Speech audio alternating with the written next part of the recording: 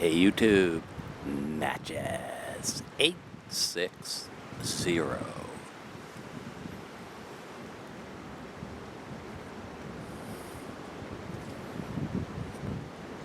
Smoking the Friday Savinelli with some McBaron's Golden Extra.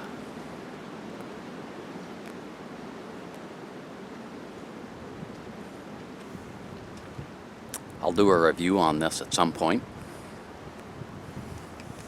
Very good stuff.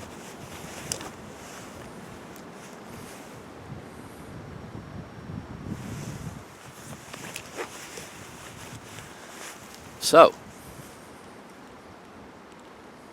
first want to give a shout out to a German pipe presenter who sent me a Dan Pipe catalog, which I'm really enjoying. It's very well done. Lots of nice pipes and tobaccos in it. I'll put his link down in the bucket. Bjorn Rippen, Northern Germany.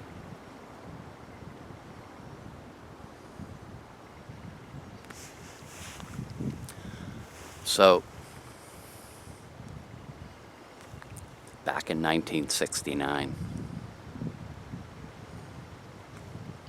it was about 2 or 3 weeks since I had skipped school. If you missed that video, it's called Discovery. Kind of gives the flavor of the trials and tribulations of being a teenager.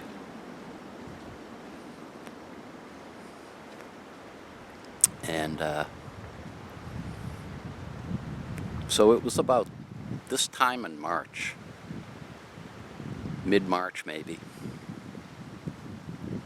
It was a Friday night, and not only did I have the teenage blues, but I had a bad case of cabin fever, which we get here in New England when we've had a bad winter.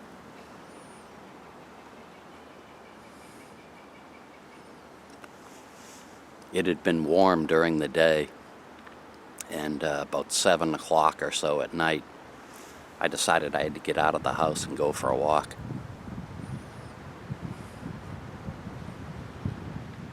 So, left the house. As soon as I got outside, I looked up in the sky. It was this unusual shade of orange. It sort of looked like the end of a fluorescent tube when it burns out, and it's still got that little bit of glow in it.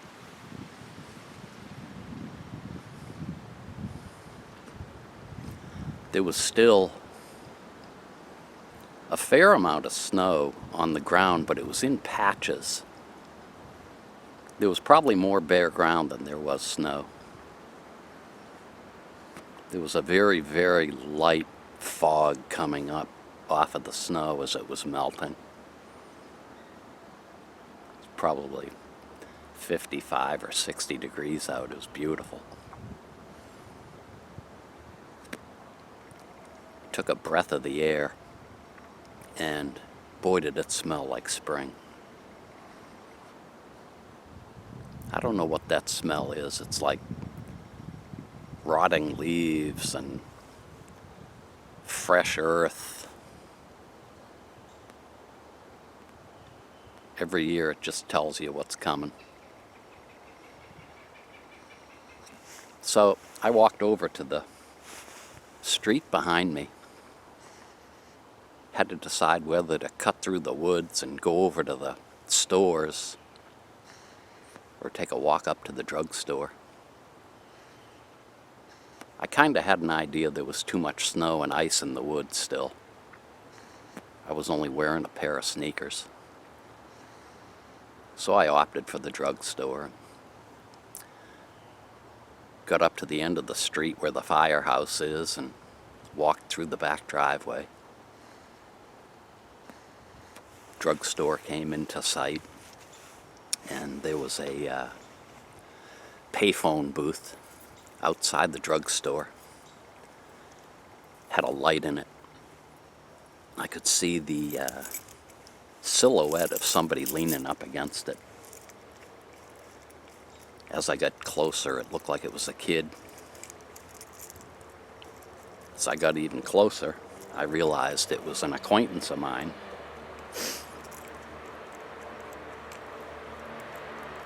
He was in school with me. I didn't see him that much in school, but he also belonged to my church. And I went up to him and gave him the greeting, asked him what he was up to.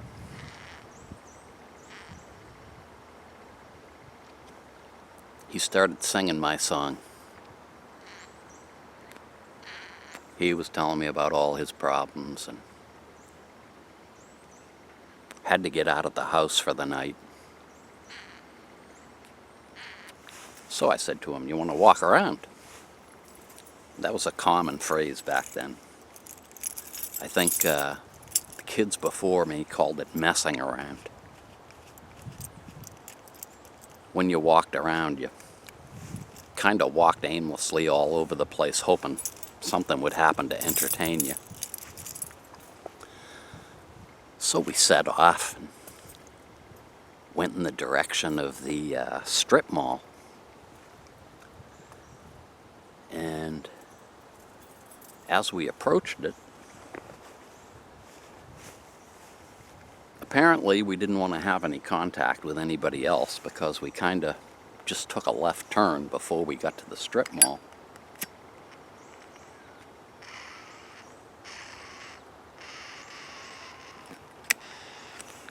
I seem to have a wheeze in my pipe. I'll try to fix it. So we took a left turn, and there was a road that went behind the strip mall. And on the right side of the road was the back of the strip mall, the delivery entrances, employee parking, and dumpsters and whatnot. And on the left side of the road were single-story office buildings spaced out, I don't know, 100 feet from each other as you went down the road. And out in front of each office there was a street light, and above the street light there were these high-intensity lights that kind of shined on the office buildings. They were so bright that they actually lit up the woods that were behind. Beautiful sight, because it lit up the trees from pretty much top to bottom, more so the top, but anyway. Along about the second or third office, we took a turn into the driveway because behind the office and behind all the offices was a drainage ditch. And if you crossed over that ditch on two planks that somebody left there, it put you right at the end of the street that was behind my house.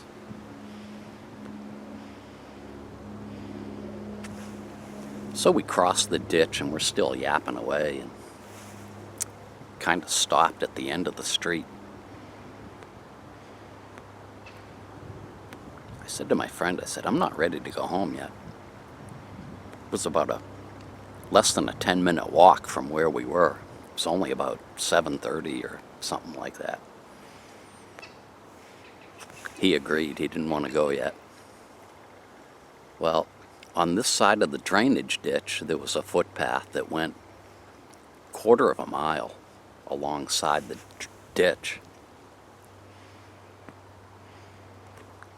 we started walking that path.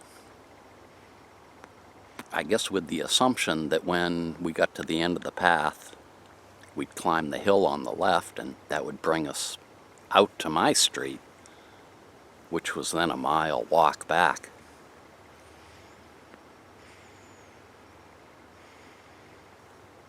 So we're walking along and talking our talk. And all of a sudden there was this noise. It sounded like leaves blowing in the trees, heavy wind. But it was March and there weren't any leaves in the trees. I looked over to my friend to ask him what that noise was. And I'm not kidding, this is how quick everything happened. I looked at him and his head was bowed down. There was a stream of water coming off his nose. It was pouring cats and dogs like you've never seen before.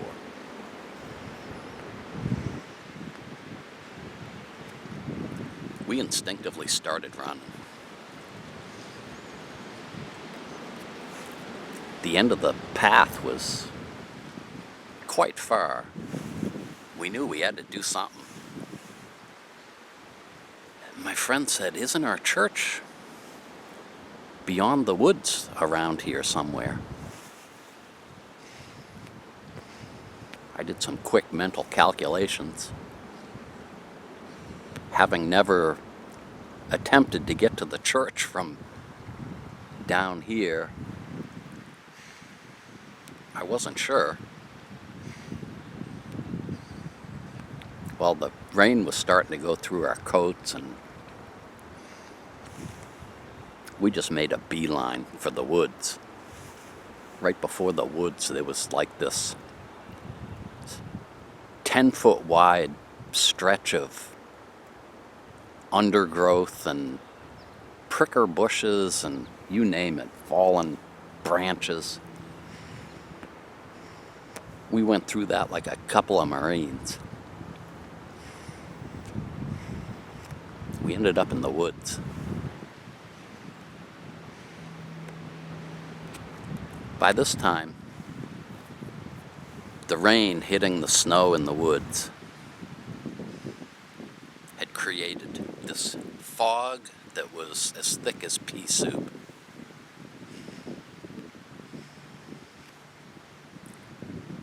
One minute, you could feel your feet sinking into mud. And the next minute, you were on some ice.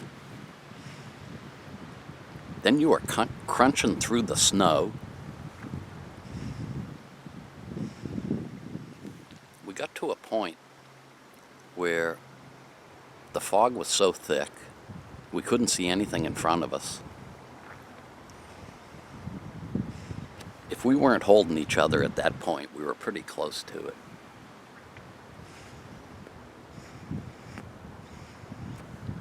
Kind of slowly made our way towards the what we hoped was the end of the woods. And in front of us, I noticed there was a couple of amber lights. I felt totally lost. I didn't know what was going on. As we inched closer, we could see the outline of a window. It was like a 4-foot by 8-foot picture window.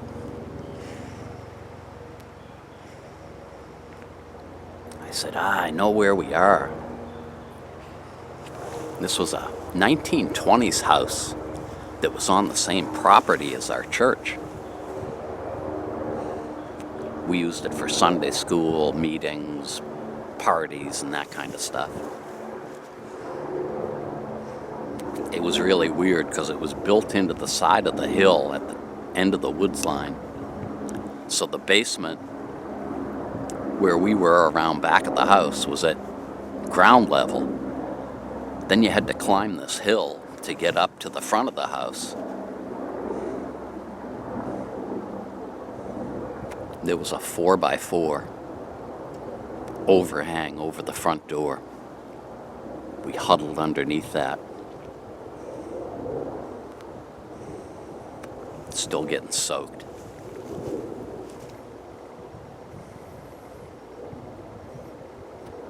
All of a sudden I remembered in our church bulletin there had been a notice that they were having trouble with the lock on the side door. They would appreciate it if people would lock the door when they leave. So I said to my friend, let's go see if the door's open. We were already soaked, so it didn't make any difference. We bolted around to the side of the house, put my hand on that doorknob, and it turned. So this was before the oil crisis of the 1970s. They were running the heat in that place at about 78 degrees. We walked into the kitchen and it was heaven.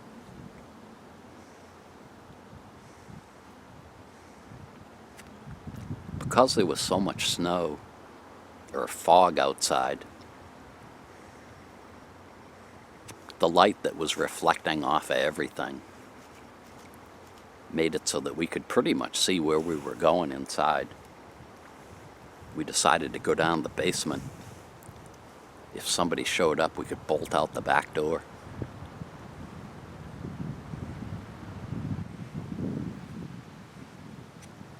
So we made our way downstairs.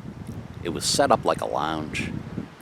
There was a big couch in front of that picture window, a couple of stuffed chairs.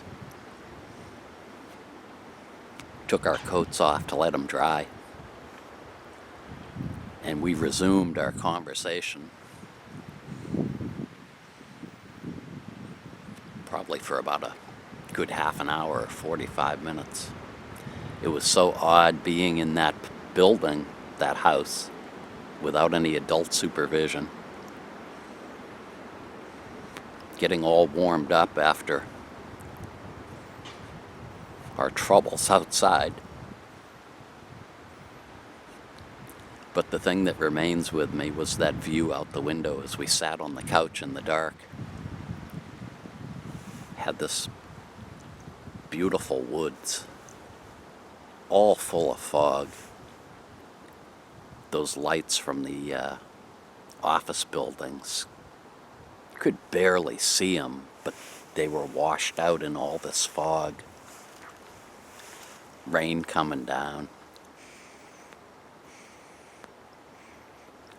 I think if there was one time I could go back in my life and have a pipe, would have been sitting in front of that window.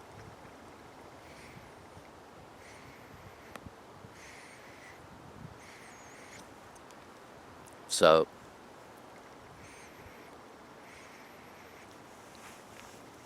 when I was in my probably 40s, I really started to appreciate the story more and more.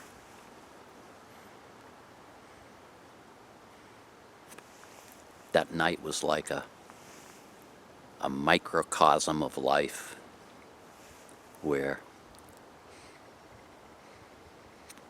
everything's normal and you set about to go on along with your business, and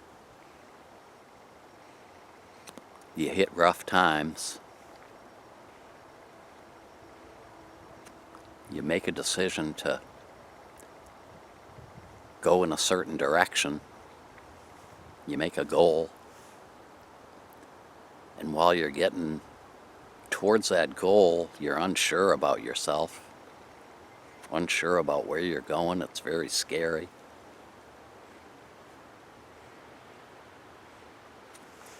In our case, we came up short. We didn't get to the church as we wanted to. I think our idea there was a bigger overhang over the front and back of the church, and we were going to huddle underneath that. As it turns out, even though we came up short, we came up with something better.